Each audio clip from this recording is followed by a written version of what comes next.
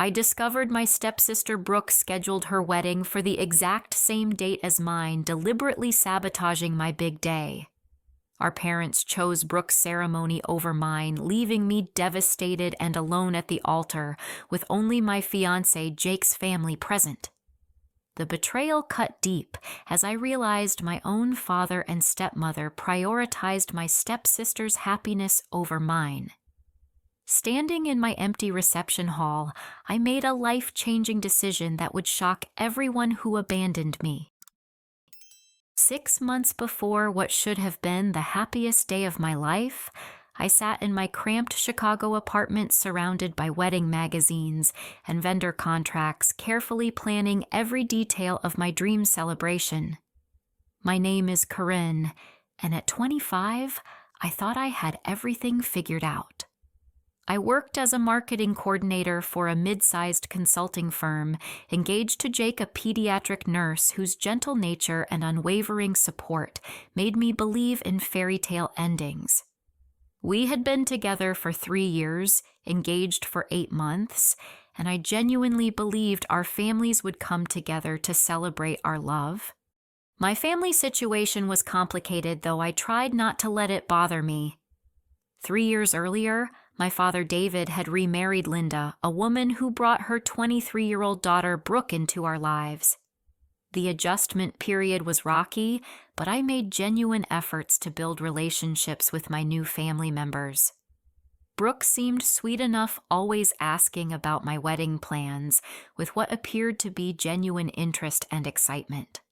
I had booked the Riverside Country Club venue after months of research, sent save-the-date cards to 80 guests, and spent countless hours coordinating with vendors to create the perfect autumn celebration. The date was set for the second Saturday in October, a choice Jake and I made together after considering work schedules, weather patterns, and family availability. Everything seemed perfectly planned. The bomb dropped during what I thought would be a routine family dinner at my father's house in the suburbs. Linda had prepared her famous pot roast, and we gathered around their dining room table like we did most Sunday evenings. Brooke seemed unusually animated, her cheeks flushed with excitement as she fidgeted with something in her purse. "I have an announcement," she said, her voice trembling with barely contained joy. She pulled out a stunning emerald-cut diamond ring, at least 3 carats, and placed it on the table. "Marcus proposed last night." Marcus was her boyfriend of 18 months, a successful real estate developer whose family owned half the commercial properties in downtown Chicago. He was 32, established, and came from what Linda constantly referred to as good breeding. I genuinely felt happy for Brooke and immediately started congratulating her, asking about proposal details and offering to help with wedding planning since I had learned so much during my own process. That's when she delivered the crushing blow. "Actually, I've already booked everything," Brooke said, her eyes meeting mine with a look I couldn't quite interpret. "We're getting married on October 14th at the Riverside Country Club. Isn't that funny? The same place and date as you, Corinne." The room fell silent. Jake's fork clattered against his plate.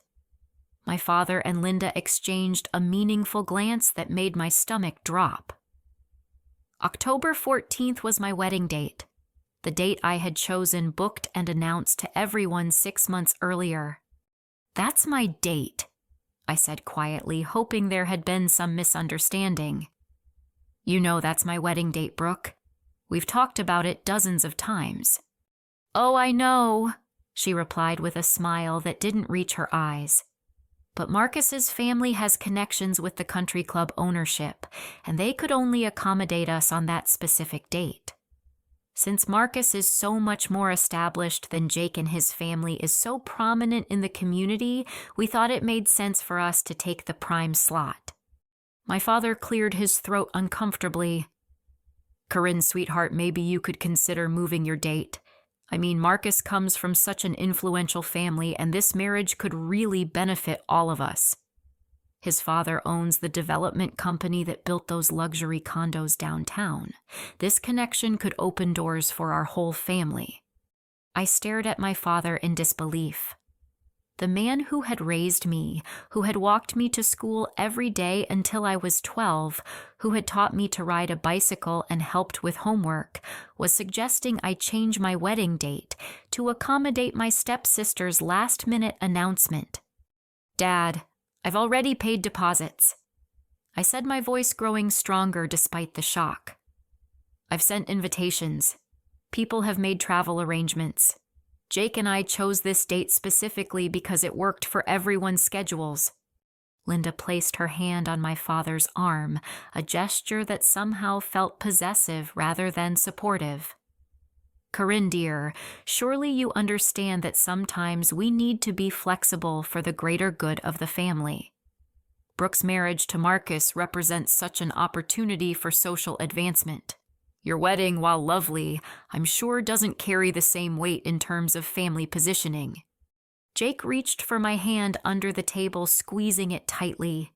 His jaw was clenched, and I could see him struggling to remain respectful while processing what was happening. His parents had raised him to value loyalty and commitment above social status concepts that seemed foreign to my family in that moment. "I'm not changing my date," I said firmly. "Brooke knew when my wedding was scheduled. If she wanted October 14th, she should have chosen a different venue or a different date entirely." Brooke's mask of sweetness finally slipped. "You're being incredibly selfish, Corinne. This is a once-in-a-lifetime opportunity for our family to connect with real society people.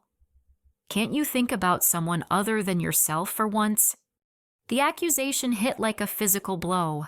I had spent 3 years trying to fit into this blended family, accommodating their traditions, their preferences, their social circles. I had rearranged holidays, changed career plans to stay local, and bent over backward to make everyone comfortable. Now I was being called selfish for wanting to keep my own wedding date. "I think we should go," Jake said quietly, standing up from the table. His composure was impressive, but I could see the anger simmering beneath his calm exterior. As we gathered our coats, my father delivered the final devastating blow. "Corinne, I hope you'll reconsider. If you choose to keep your date, Linda and I will have to attend Brooke's wedding. You understand that we can't be in 2 places at once, and we have to support the decision that's best for the family's future." I felt the blood drain from my face. My own father was choosing my stepsister's wedding over mine. Not because of loyalty or love, but because of social climbing and financial opportunity. The little girl inside me who had always sought his approval crumbled completely. Jake's family welcomed us into their home that night, his mother Patricia making tea and listening to our story with growing outrage. His father Robert, a retired electrician with calloused hands and genuine warmth, shook his head in disbelief. "That's not how family works," Patricia said, her voice filled with maternal fury. "Family shows up. Family supports each other. Family doesn't abandon their children for social status." As I lay in Jake's childhood bedroom that night, staring at the glow-in-the-dark stars he had stuck to the ceiling as a teenager, I realized something important was shifting inside me.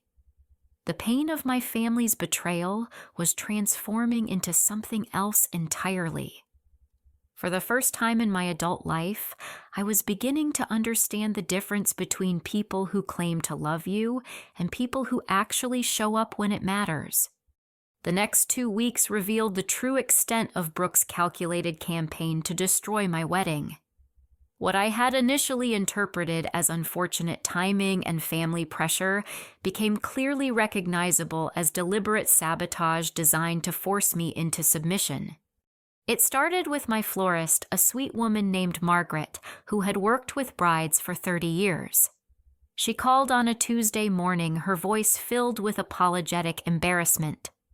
"Corinne, honey, I'm so sorry, but I have to cancel our contract," she said, struggling to find the right words. "Someone offered me triple my usual rate to handle their wedding on October 14th, and with my daughter starting college next year, I just can't afford to turn down that kind of money." I knew immediately who had made that offer. Margaret's arrangements were featured in all the local wedding magazines, and her reputation for creating stunning autumn displays was exactly what Brooke would want for her high society celebration. The photographer called the next day with an identical story, then the caterer, then the string quartet I had booked for the ceremony. One by one, every vendor I had carefully selected and contracted was being bought out from under me with offers they couldn't refuse. Jake found me crying in our apartment that Wednesday evening, surrounded by canceled contracts and desperate notes I had been making about replacement vendors. He sat beside me on the couch, pulling me into his arms, while I explained the systematic dismantling of our wedding plans. "She's trying to force us to postpone," I said through tears. "If I can't find vendors, we can't have a wedding on our date, and she wins by default." Jake's anger was quieter than mine, but somehow more intense. "We're not postponing anything," he said firmly. "We'll find other vendors. We'll have the wedding we want, even if it means starting completely over." His mother, Patricia, arrived the next morning with a thick notebook and a determined expression. "I've been making calls," she announced, spreading business cards across our kitchen table. "There are plenty of talented people in this city who value integrity over money. We're going to rebuild your wedding with vendors who actually honor their commitments." The replacement process was exhausting and expensive. Last-minute bookings came with premium pricing, and our budget stretched painfully thin as we scrambled to secure new professionals. Patricia connected us with her church's organist, a classically trained musician who could provide ceremony music. Jake's cousin recommended a photographer who specialized in intimate celebrations. We found a small catering company run by a young chef who was eager to prove herself with creative, affordable menu options. Meanwhile, Brooke's psychological warfare intensified on social media. She began posting elaborate photos of her wedding planning process, featuring many of the same ideas I had shared with her during family dinners. The vintage lace table runners I had shown her from Pinterest appeared in her Instagram posts. The specific shade of burgundy I had chosen for my bridesmaids' dresses became her accent color. Even the handwritten calligraphy style I had selected for our invitations was replicated in her save-the-date announcements. The most painful discovery came when I realized she was telling extended family members that I had copied her ideas and was being vindictive about sharing a wedding date. Cousins, aunts, and uncles who had initially planned to attend my celebration began declining their invitations, citing the awkward family situation and their decision to support Brooke's original plans instead. My Aunt Susan, my father's sister, called me on a Thursday evening with barely concealed irritation in her voice. "Corinne, I think you're being unreasonable about this whole situation," she said. Brooke showed me her planning notebook, and it's clear she had been developing these ideas for months. "Why can't you just choose a different date and let her have her moment?" I tried explaining the timeline, showing Susan the vendor contracts and save-the-date cards I had sent months before Brooke's engagement, but the narrative had already been established. In the court of family opinion, I had become the jealous stepsister trying to sabotage the golden couple's fairy tale romance. Jake's family rallied around us with increasing determination. His sister Emma took vacation days from her job to help coordinate vendor meetings and menu tastings. His brother-in-law offered to handle music equipment setup.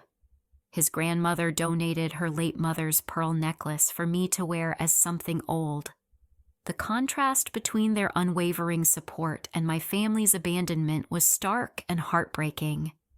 The stress began taking a physical toll. I lost 10 pounds in 2 weeks, my clothes hanging loose on my shrinking frame. Sleep became elusive as my mind raced through endless worst-case scenarios and contingency plans. Jake would find me at 3 a.m, pacing our apartment and muttering about seating charts and backup photographers. Patricia insisted I see a doctor when dark circles under my eyes became permanent fixtures. Dr. Rodriguez prescribed mild anxiety medication and recommended stress management techniques, but the real source of my distress couldn't be treated with pills or meditation. My family's betrayal had wounded something deeper than surface anxiety. The breaking point came during a particularly cruel family dinner 3 weeks before the wedding. Brooke had invited us to see her completed wedding dress, a stunning designer gown that probably cost more than my entire wedding budget. She modeled it in Linda's living room, spinning and posing, while my father and stepmother gushed about how radiant she looked. "Marcus's mother says I look like Grace Kelly," Brooke said, admiring herself in Linda's full-length mirror. "She thinks I should consider modeling after the wedding. Apparently, I have the right bone structure for high fashion." Linda clasped her hands together in delight.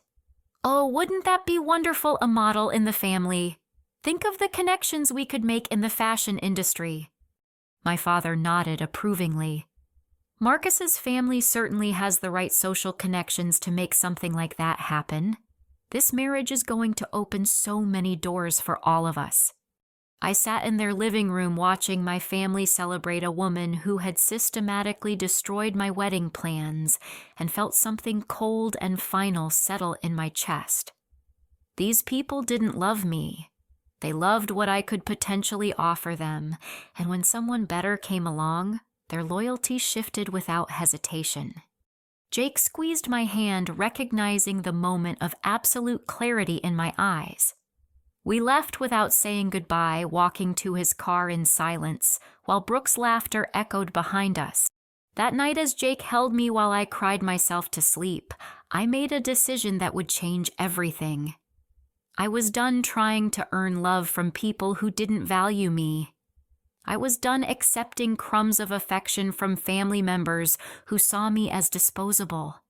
Most importantly, I was done allowing their choices to define my worth or determine my future. October 14th arrived with the kind of crisp autumn weather that makes Chicago magical.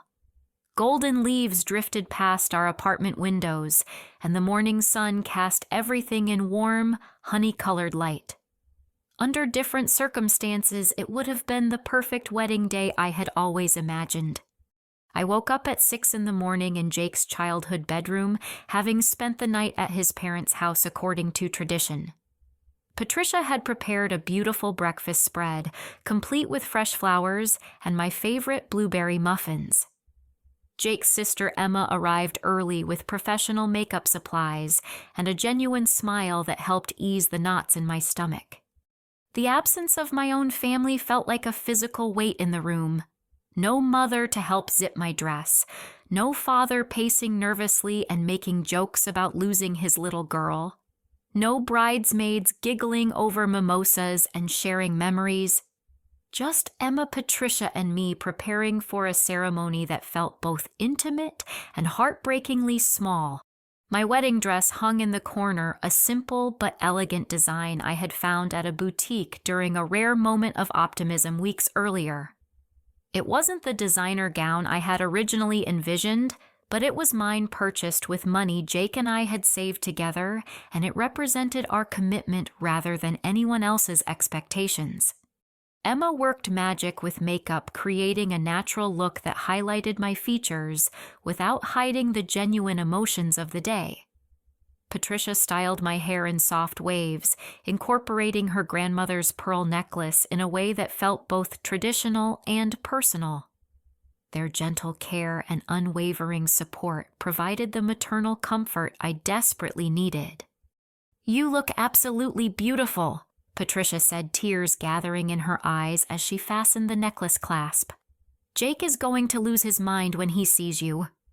The drive to Riverside Country Club felt surreal. The venue looked exactly as I had imagined during those hopeful planning months, with autumn decorations and elegant signage directing guests to our ceremony location. But the parking lot told a different story. Instead of the 80 cars I had anticipated, maybe 15 vehicles sat scattered across the massive space. Inside the bridal suite, reality hit with devastating clarity. The room designed for 6 bridesmaids and multiple family members felt cavernous with just Emma and Patricia present. My phone buzzed constantly with notifications, but instead of congratulatory messages, I received updates from friends apologizing for attending the other wedding and expressing confusion about the conflicting events. Emma handed me tissues as I scrolled through social media posts from Brooke's ceremony across town. The grand ballroom at the Palmer House Hotel was packed with hundreds of guests. Professional photographers captured every angle of her designer dress and elaborate decorations. My extended family smiled proudly in the background of photos, raising champagne glasses in celebration of her perfect day. "Stop looking at those," Patricia said gently, taking my phone and placing it in her purse. "Today is about you and Jake, not about people who don't deserve your attention." The ceremony itself was beautiful despite its intimate size. 30 people filled the front rows of the outdoor pavilion Jake and I had chosen for its view of the lake. His family members, our closest friends, and a few work colleagues who valued genuine friendship over social drama. Robert walked me down the aisle since my father had chosen to escort Brooke instead, and his steady presence provided the paternal support I needed. Jake stood waiting at the altar in his navy suit, his eyes filled with love and determination. When he saw me approaching, his smile was so radiant that everything else faded into background noise. For those few minutes during our vows, nothing mattered except the promises we were making to each other. "I promise to choose you every day," Jake said, his voice steady despite the emotion in his eyes. "I promise to build a life with you based on love, not convenience. I promise to be the family you can always count on no matter what anyone else decides." His words were clearly chosen to address the pain we had both experienced during the planning process, and I felt something healing begin in my chest. This man understood what real commitment meant. He was choosing me deliberately, consistently, and without conditions. My own vows reflected the growth this experience had forced upon me. "I promise to value people who show up," I said, looking directly into Jake's eyes. "I promise to build our family on loyalty and genuine love. I promise to never settle for less than I deserve again." The reception revealed the stark reality of our situation. The ballroom, designed for 80 guests, felt enormous, with 30 people scattered across round tables. Our budget photographer did his best to capture meaningful moments, but the missing family members created obvious gaps in traditional shots. No father-daughter dance, no mother-son moment, no extended family group photos. During dinner, my phone buzzed with calls from mutual friends who had chosen Brooke's celebration. They called to apologize, explaining they had felt pressured to attend the more important wedding, but many expressed regret about their decision as they realized what they had missed. "Your ceremony looked so much more meaningful," said my college roommate Jessica during a tearful phone call. "All the photos from Brooke's wedding look staged and impersonal. I should have been there with you." Jake's best man, his brother Michael, gave a speech that brought everyone to tears. He talked about real love versus superficial attraction, about families who show up versus families who chase status, about the strength it takes to build something genuine when the world pressures you to accept less. "Corinne and Jake represent everything good about love," Michael said, raising his glass toward us. "They've shown us what it looks like to choose each other even when other people choose differently. They've built something real while other people chase illusions." The most devastating moment came during the traditional cake cutting. My father had promised to attend this part of the reception even if he missed the ceremony, but 7 o'clock passed with no sign of him. 8 o'clock. 9 o'clock. Finally, my phone lit up with a text message that shattered what remained of my childhood faith in his love. The message contained photos from Brooke's reception. She and Marcus cutting their elaborate 4-tier cake while my father and Linda smiled proudly beside them. The accompanying text read, "Sorry we couldn't make it tonight. Brooke's celebration is running longer than expected. Hope your little party went well. Why couldn't your wedding be this nice?" Jake saw the message over my shoulder and immediately took my phone before I could read it again. But the damage was complete.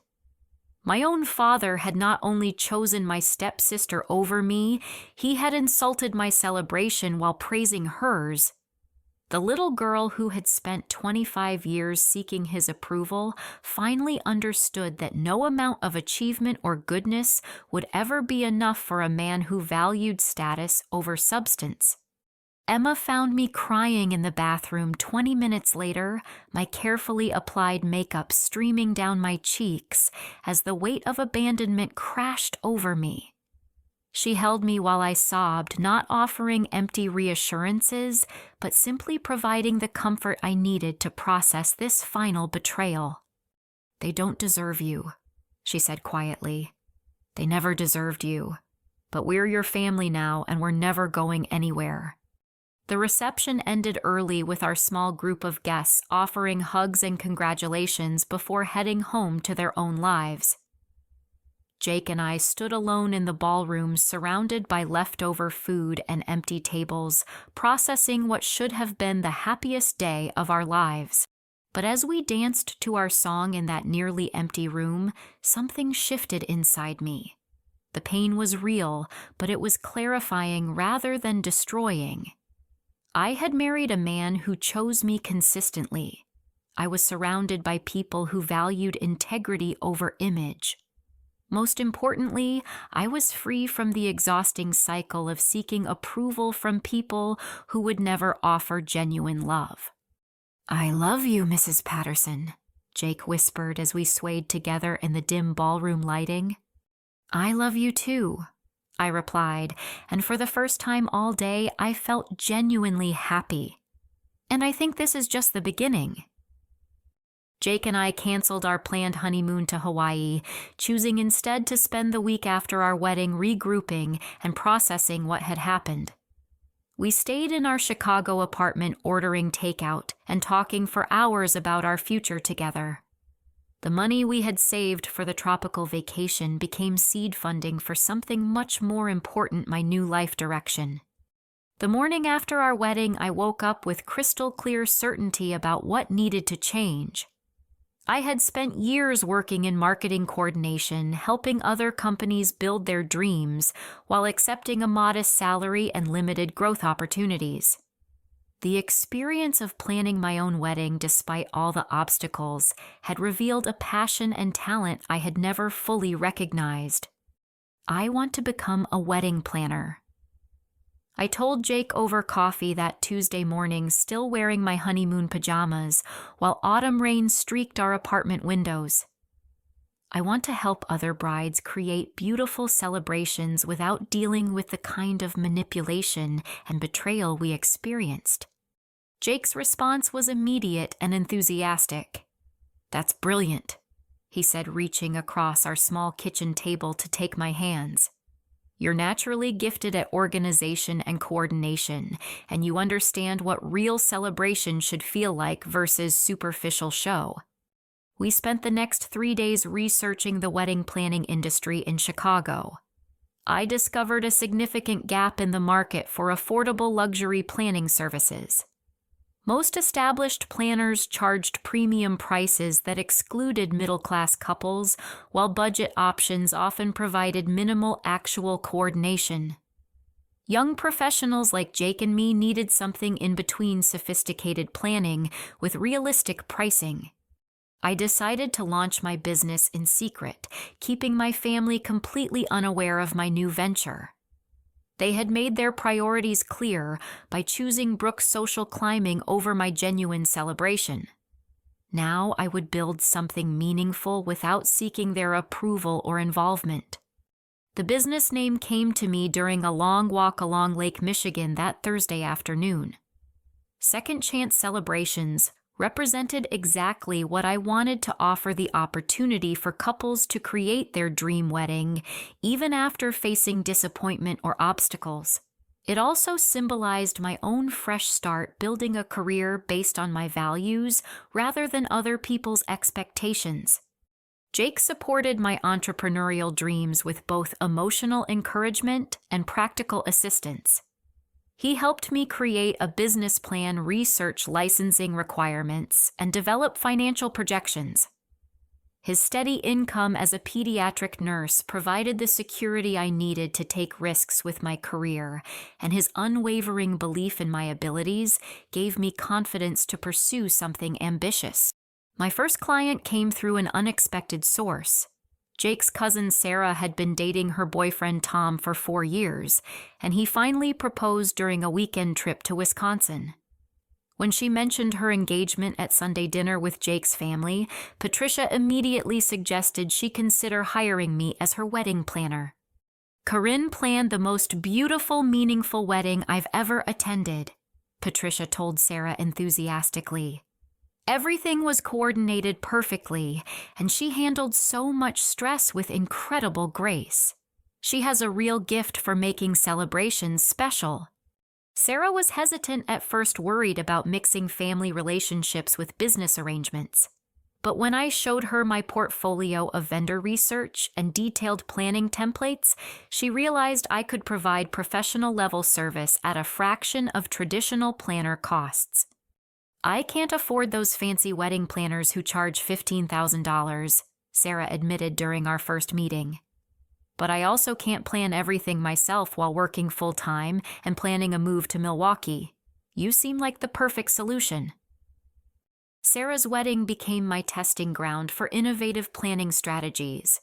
I negotiated package deals with vendors willing to work with new planners in exchange for future referrals. I created detailed timeline templates that maximized efficiency while minimizing costs. Most importantly, I focused on making every element reflect Sarah and Tom's genuine personalities rather than following generic wedding formulas. Building my vendor network required extensive research and relationship building. I connected with photographers who valued artistic integrity over social media attention. I found florists who created stunning arrangements using local seasonal flowers instead of expensive imports.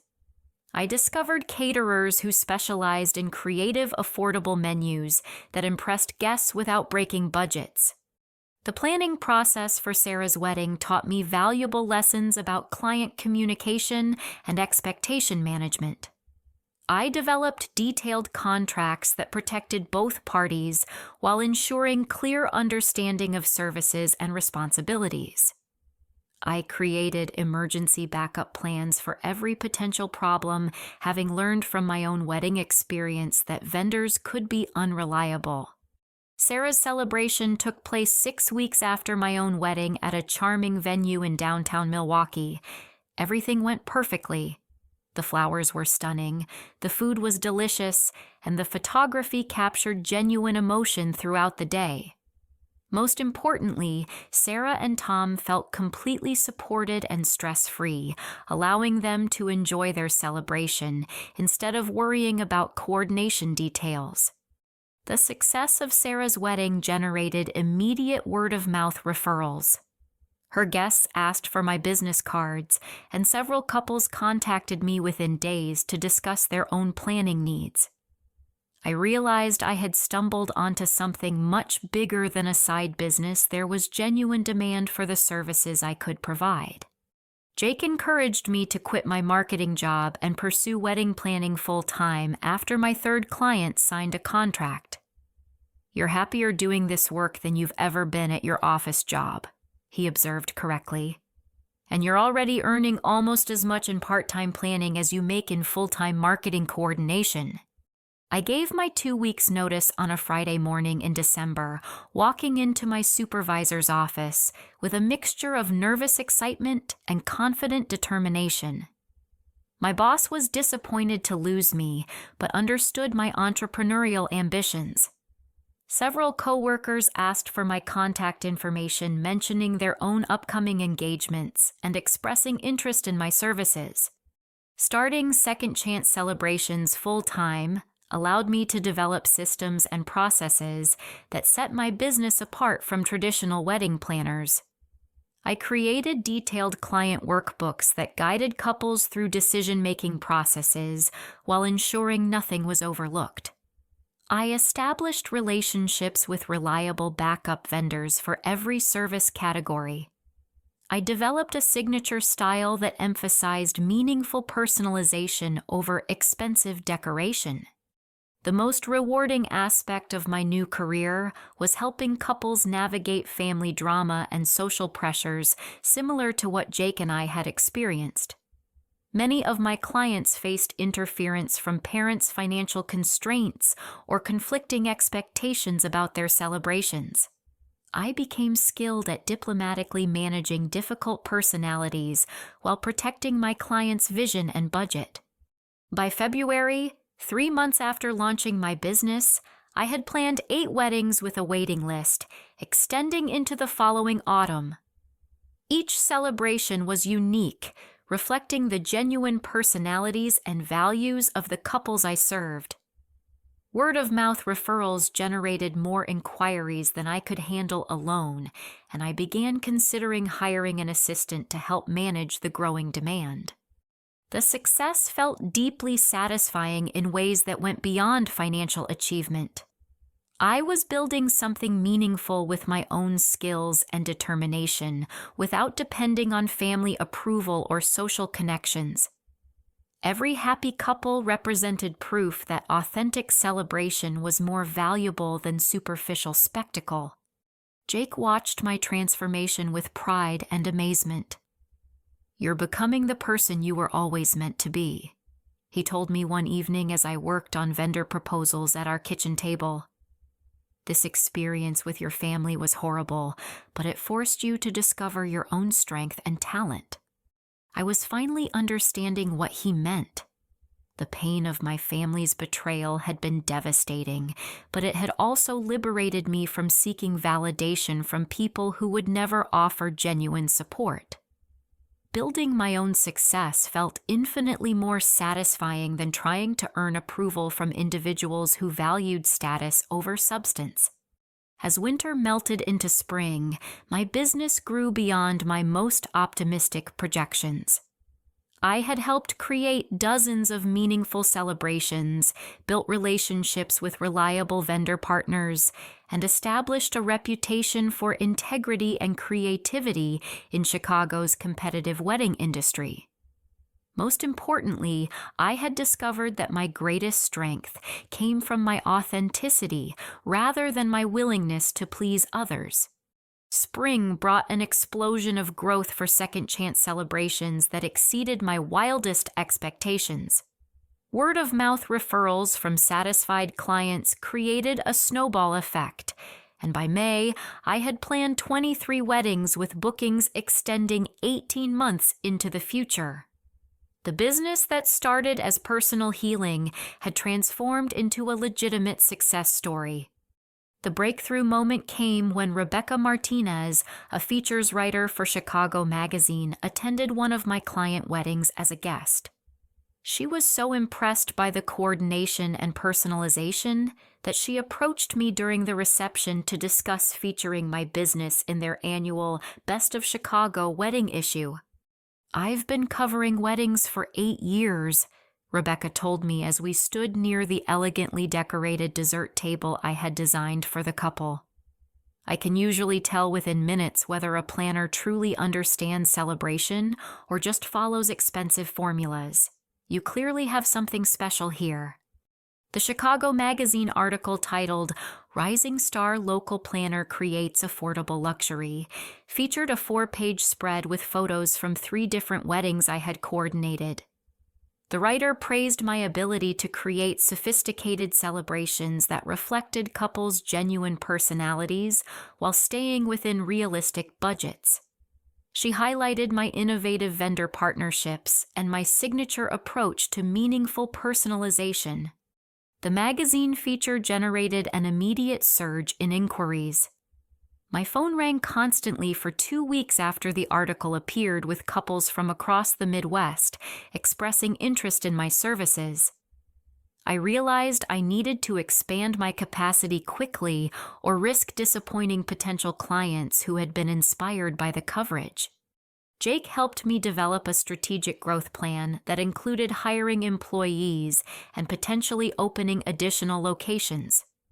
His practical nursing background provided valuable perspective on building sustainable business operations without sacrificing quality or personal attention to clients. I hired 3 people within a month of the magazine article's publication. Emma, Jake's sister, left her administrative job to become my full-time coordinator, bringing organizational skills and genuine enthusiasm for helping couples create meaningful celebrations. I also hired Marcus Thompson, a recent hospitality management graduate with excellent communication skills, and Sofia Rodriguez, an artist with incredible talent for floral design and decoration coordination. The team approach allowed me to accept more clients while maintaining the personalized service that had become my business signature. Each wedding still received detailed attention and creative planning, but the workload was distributed among people who shared my commitment to authentic celebration over superficial spectacle. In June, I received a call that would change everything. Jennifer Walsh, the morning anchor for Channel 7 News, had seen the Chicago Magazine article and wanted to hire me for her own wedding. Jennifer was marrying Dr. Kevin Park, a prominent cardiologist in what would inevitably become a high-profile Chicago social event. I need someone who understands that this wedding will be scrutinized by everyone in the city, Jennifer explained during our initial consultation. But I also want it to feel genuine and personal, not like a publicity stunt.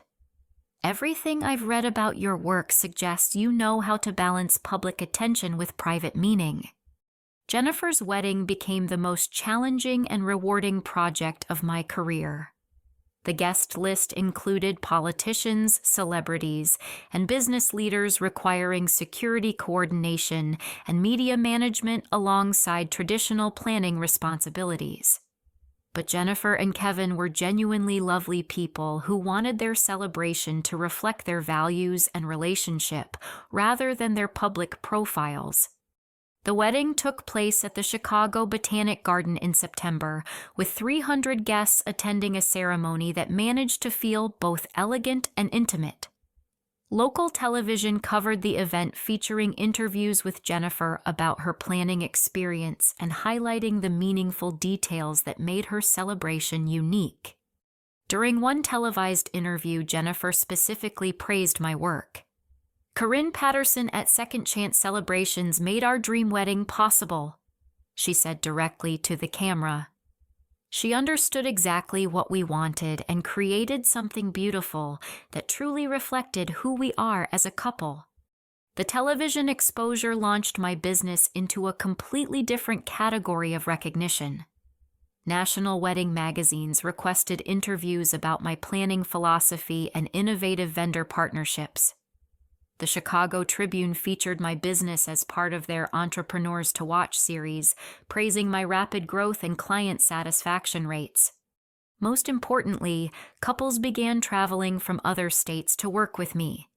I coordinated weddings for clients from Wisconsin, Michigan, Indiana, and Iowa, all of whom had heard about my services through media coverage or personal referrals. The geographic expansion required developing relationships with vendors in new markets while maintaining the quality standards that had built my reputation.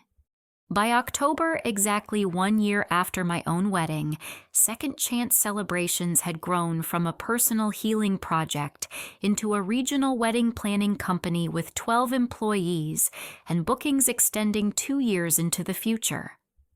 I had personally coordinated 47 weddings, each one unique and meaningful to the couples involved. The business success was gratifying, but the personal growth was even more significant. I had discovered talents and strengths I never knew I possessed. I had built something meaningful through my own determination and creativity. Most importantly, I had proven to myself that I didn't need family approval or social connections to achieve genuine success. Jake watched my transformation with pride and amazement. "A year ago, you were crying in our apartment because your family had abandoned you," he reminded me one evening as we reviewed business financial reports together. "Now you're running a company that employs 12 people and helps hundreds of couples create their dream celebrations." The contrast was stark and empowering. 12 months earlier, I had been devastated by my family's betrayal and struggling to salvage my own wedding. Now I was a recognized expert in creating meaningful celebrations with a business that generated more income than I had ever imagined possible. The universe seemed determined to emphasize the transformation. That October morning, exactly 1 year after my wedding day, I received a phone call that would bring my family's attention crashing back into my life. "Corinne." The voice was tentative, uncertain, and unmistakably my father's. "I saw you on the morning show yesterday. I had no idea about your business. Linda and I were wondering if we could come see you." I stared at my phone in disbelief. My father, who had chosen my stepsister's social climbing over my genuine celebration, was now interested in reconnecting because my success had become public knowledge. The timing wasn't coincidental. It was calculated and revealing. "I'm busy today," I said calmly, surprising myself with my composure. "I have 3 client meetings and a vendor coordination session." "Maybe tomorrow then," he pressed. "We'd really like to talk with you about everything, and congratulations on your success. We're very proud of you." The word proud hit differently than he intended. They were proud of my public recognition, not of my character or determination.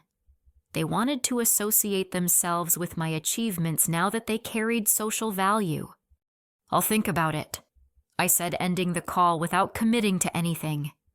Jake found me sitting in our home office afterwards, staring at my phone with a mixture of emotions I couldn't quite untangle. Anger, vindication, sadness, and something that felt like closure all swirled together in my chest. "They want back in," I said simply. Jake nodded knowingly. "Of course they do. Success has a way of attracting people who weren't interested when times were difficult." That afternoon, my phone rang with another unexpected call. This time it was Brooke, her voice shaky and desperate in a way I had never heard before. "Corinne, I need your help," she said without preamble. "Marcus and I are having problems, and I want to plan something special for our first anniversary next month. Everyone says you're the best wedding planner in the city now. Could you maybe help me with a party?" The irony was breathtaking. The stepsister who had sabotaged my wedding was now begging for my professional assistance because her own marriage was crumbling and she needed the expertise she had tried to destroy. "I'm very busy," I said honestly. "I have clients booked solid for the next 18 months. Please." Brooke's voice cracked with genuine desperation. "I know I was horrible to you before. I know I made terrible decisions. But I really need help, and you're the only person I trust to make something beautiful. Trust." The word was almost laughable coming from someone who had systematically destroyed my wedding plans and turned my family against me. But there was something broken in her voice that suggested genuine remorse rather than calculated manipulation. "I'll think about it," I said, echoing my response to my father. As I sat in my successful business office that evening, surrounded by evidence of everything I had built through my own determination, I realized that my family's attempts at reconciliation represented the ultimate validation. They hadn't believed in me when I needed support, but now they wanted to benefit from my achievements. The little girl who had spent years seeking their approval was finally gone, replaced by a woman who understood her own worth, independent of their recognition. Whatever happened next would be entirely on my terms, reflecting my values rather than their expectations. 3 days after my father's phone call, he and Linda appeared unannounced at my office on a Tuesday afternoon. I was reviewing vendor proposals with Emma when our receptionist buzzed to announce unexpected visitors. Through the glass walls of our conference room, I could see them standing in the reception area, taking in the professional space I had created with obvious surprise. My office building was in downtown Chicago's River North District, a sleek, modern space that housed successful consulting firms, marketing agencies, and professional services companies. Second Chance celebrations occupied the entire 4th floor with individual offices for each planner, a client consultation area, and a design studio where we created mood boards and vendor presentations. "Corinne, this is incredible," my father said when I eventually emerged to greet them. His voice carried genuine amazement mixed with something that sounded almost like regret. "I had no idea you had built something this substantial." Linda stood beside him wearing an expression I couldn't quite interpret. She seemed smaller somehow, less confident than the woman who had dismissed my wedding as unimportant compared to Brooke's social opportunity. Her eyes took in the framed magazine articles on our walls, the professional family photos from dozens of successful celebrations, the obvious prosperity of a thriving business. "We wanted to congratulate you properly," Linda said, her voice carefully controlled, "and to apologize for how things went last year. We realize now that we made some poor decisions." I gestured for them to follow me into my private office, a space I had designed to reflect both professionalism and warmth. Floor-to-ceiling windows overlooked the Chicago River, and the walls displayed photos from my favorite weddings alongside business awards and media recognition. "Sit down," I said, settling behind my desk while they chose chairs across from me. The physical positioning felt symbolic. I was literally in the power position for the first time in our relationship dynamic. "We're very proud of what you've accomplished." My father began, leaning forward earnestly. "When we saw you on television and read those magazine articles, we realized we had underestimated your potential completely." The word potential struck me as revealing. They were impressed by my achievements, not by my character or the personal growth that had made success possible. They valued the external recognition rather than understanding the internal transformation that had driven everything. "Where were you when I was planning my wedding?" I asked directly, deciding to address the elephant in the room immediately. "Where was this pride when I needed family support?" Linda shifted uncomfortably in her chair. "We thought we were making the best decision for everyone at the time," she said defensively. "Marcus's family offered such opportunities for social advancement, and Brooke seemed so in love. We didn't realize how much our choice would hurt you. You told me my wedding didn't carry the same weight as Brooke's because of family positioning." I reminded them, my voice steady despite the old pain those memories carried. "You said I was being selfish for not postponing my own celebration." My father's face flushed with embarrassment. "I said things I didn't mean because I was caught up in the excitement of Marcus's connections. I thought his family's influence could benefit all of us financially." "And did it?" I asked pointedly. "Did attending Brooke's wedding instead of mine bring you the social advancement you were hoping for?" The question hung in the air between us. I already knew the answer from social media posts and mutual acquaintance updates, but I wanted to hear them acknowledge the reality of their choice. "Marcus's family isn't quite what we expected," Linda admitted reluctantly. "They're wealthy, but they're not particularly generous with sharing connections, and Brooke and Marcus are having serious marriage problems." Before I could respond, my phone rang with a call from Brooke herself. The timing felt like cosmic intervention as her name appeared on my screen while we were discussing her situation. "I should take this," I said, answering with speakerphone so my father and Linda could hear both sides of the conversation.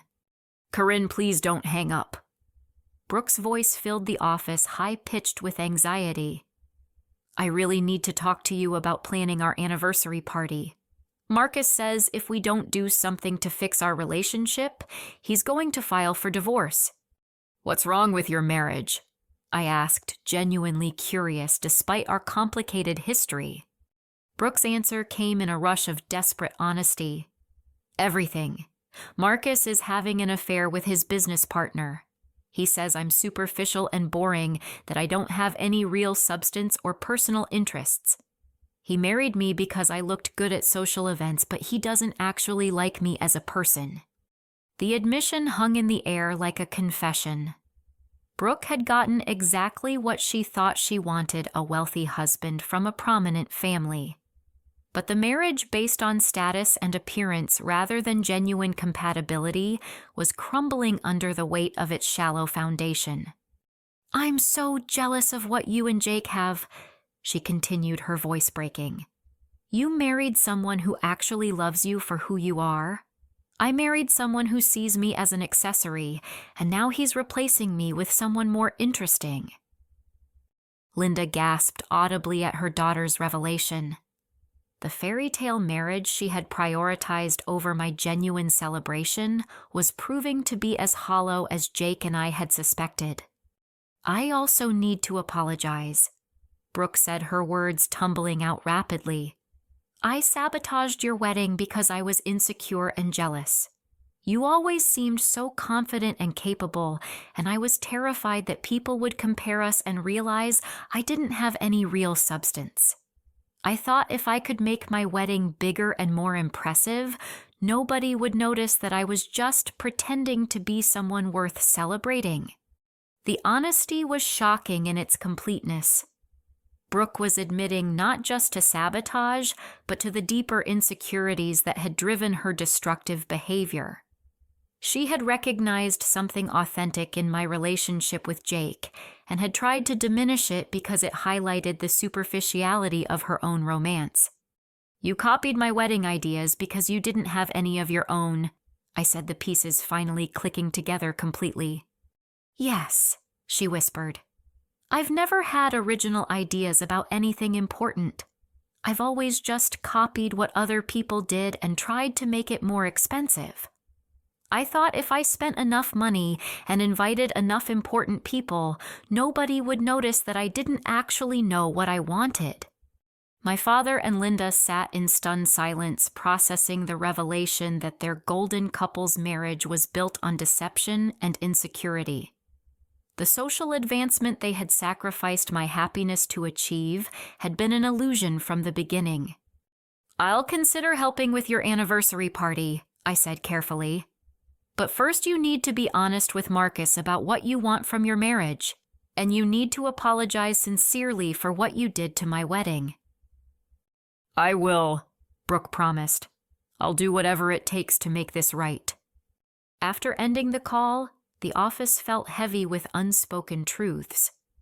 My father and Linda were confronting the reality that their decision to abandon my celebration for Brooks had been based on superficial judgments and social climbing rather than genuine family loyalty. "We made a terrible mistake," my father said finally, his voice thick with regret. "We chose what looked impressive over what was real, and we hurt you in the process." "Yes, you did," I agreed simply. "But that mistake taught me something important about my own strength and values." Linda leaned forward earnestly. "Is there any way we can rebuild our relationship? We want to be part of your life and your success." I considered her question carefully, looking at these people who had abandoned me when I needed support, but now wanted to benefit from my achievements. Forgiveness was possible, but it would have to happen on terms that protected my emotional well-being and respected the growth I had experienced. "We can rebuild," I said finally, "but it will be different than before. I don't need your approval anymore, and I won't accept being treated as less important than whoever seems more socially advantageous at the moment." My father nodded eagerly. "We understand. We just want the chance to show you that we've learned from our mistakes." Before I could respond, Emma knocked on my office door with urgent news that would shift our conversation completely. "Corinne, I just got a call from the producer at WGN," she said excitedly. "They want to offer you a television show deal. Something about hosting a wedding planning reality series called Dream Day Rescue, where you help couples create their perfect celebrations." The room fell silent as everyone processed this information. A television show would represent recognition and success beyond anything my family could have imagined when they chose Brooke's social climbing over my genuine celebration. My father's eyes widened with amazement and something that looked like pride. "A television show, Corinne, that's incredible.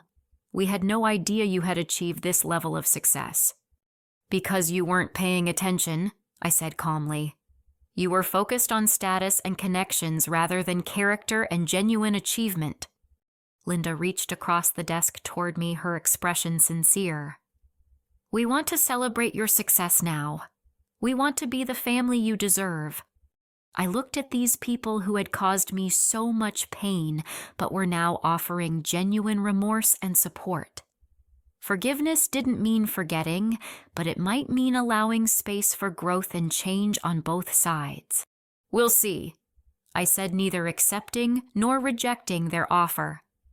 "But first I have a television show to consider and a business to run." As they left my office that afternoon, I realized that their attempt at reconciliation had given me something unexpected, complete closure on the pain they had caused. I no longer needed their approval because I had built something meaningful through my own determination. Whether they chose to be part of my future would depend entirely on their ability to offer genuine support rather than opportunistic association. The little girl who had spent years seeking their validation was finally gone, replaced by a woman who understood her worth, independent of their recognition. Whatever happened next would unfold on my terms, reflecting my values and protecting my emotional well-being. 6 months after that pivotal conversation in my office, my life had transformed in ways I could never have imagined during those dark days following my abandoned wedding.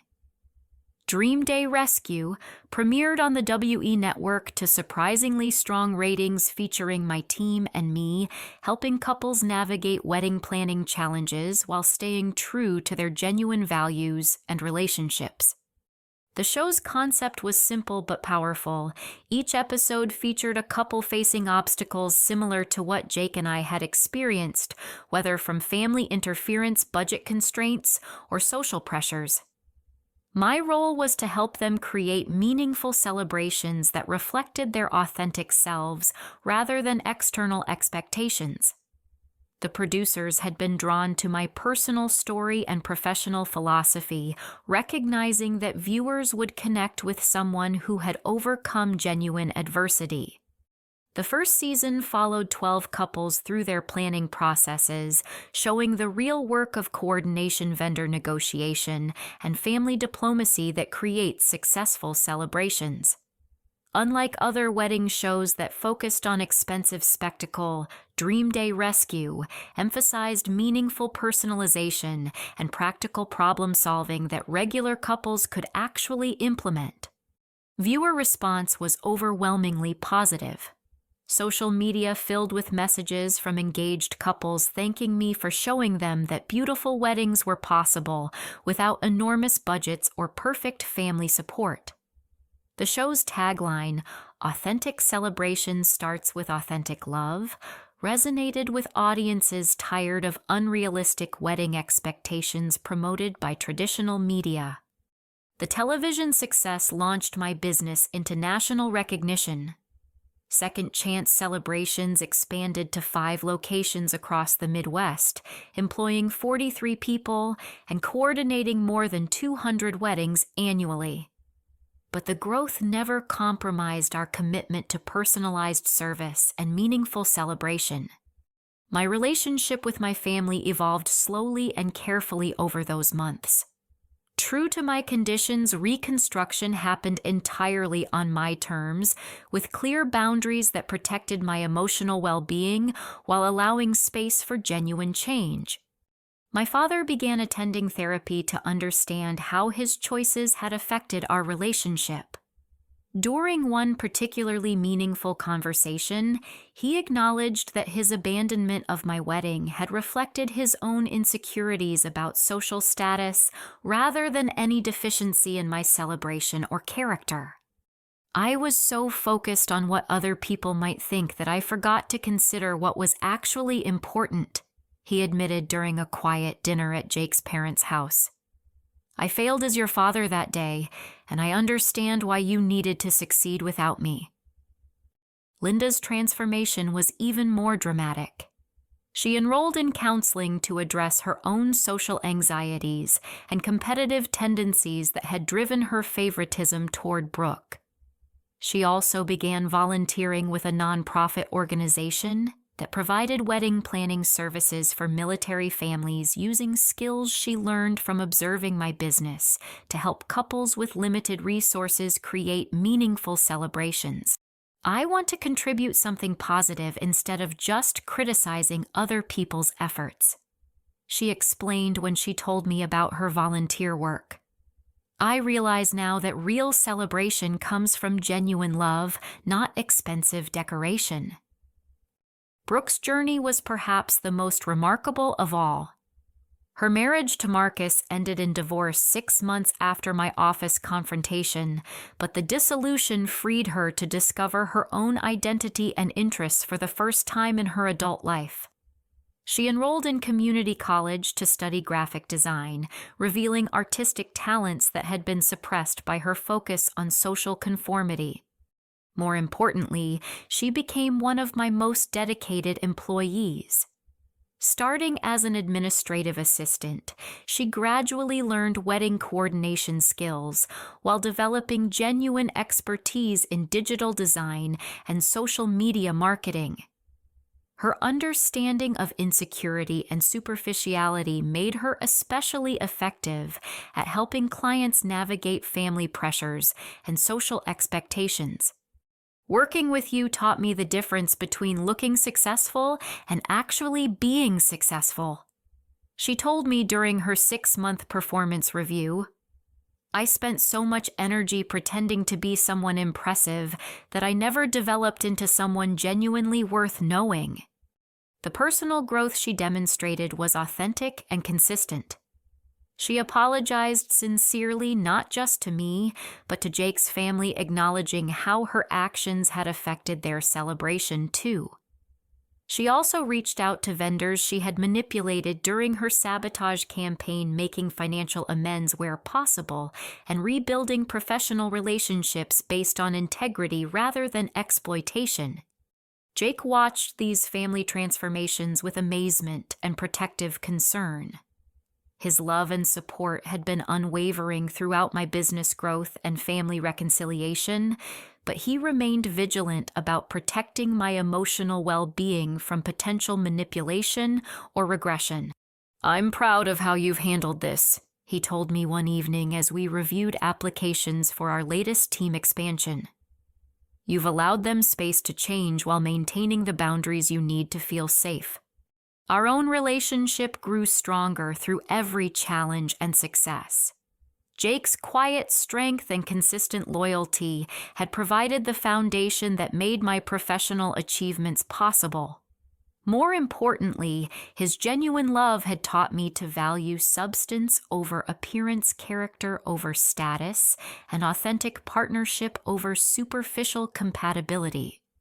We bought a beautiful house in Lincoln Park that September, using profits from my business success to create a home that reflected our values and dreams.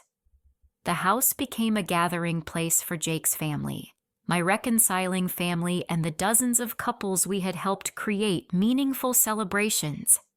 The most gratifying aspect of my success was the scholarship program I established through Second Chance celebrations.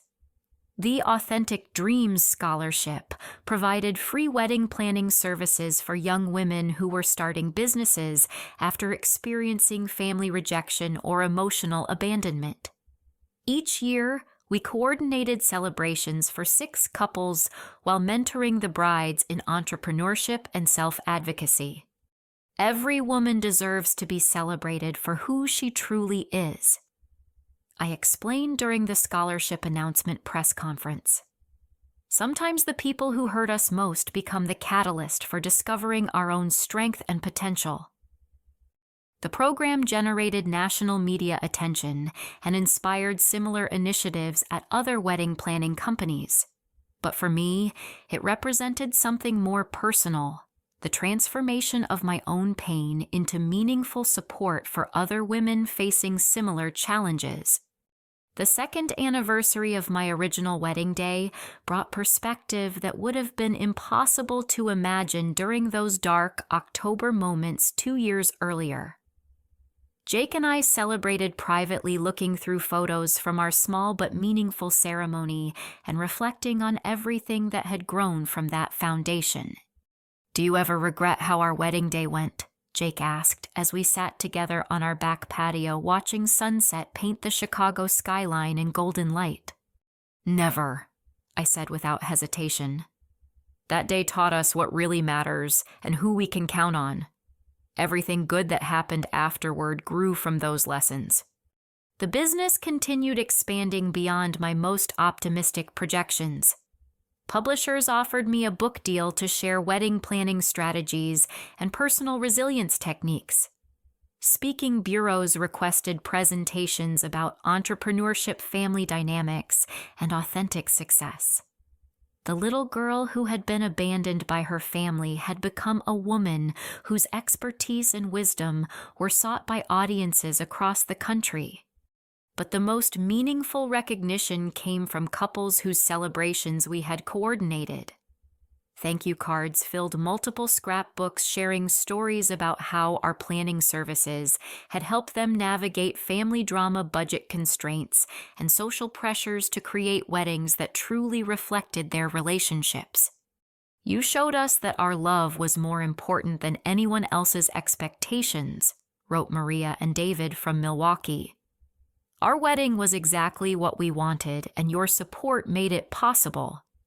Those messages reminded me daily why my family's abandonment had become the greatest gift of my adult life. Their betrayal had forced me to develop inner strength and authentic values that external validation could never have provided. Building success on my own terms felt infinitely more satisfying than achieving recognition through family connections or social climbing. As I prepared for the 3rd season of Dream Day Rescue and the opening of our 6th business location, I often thought about the scared, hurt young woman who had stood in that empty ballroom 2 years earlier. She couldn't have imagined the professional success, personal growth, and meaningful relationships that would emerge from that devastating moment. The pain had been real and significant. Family abandonment leaves scars that never completely disappear.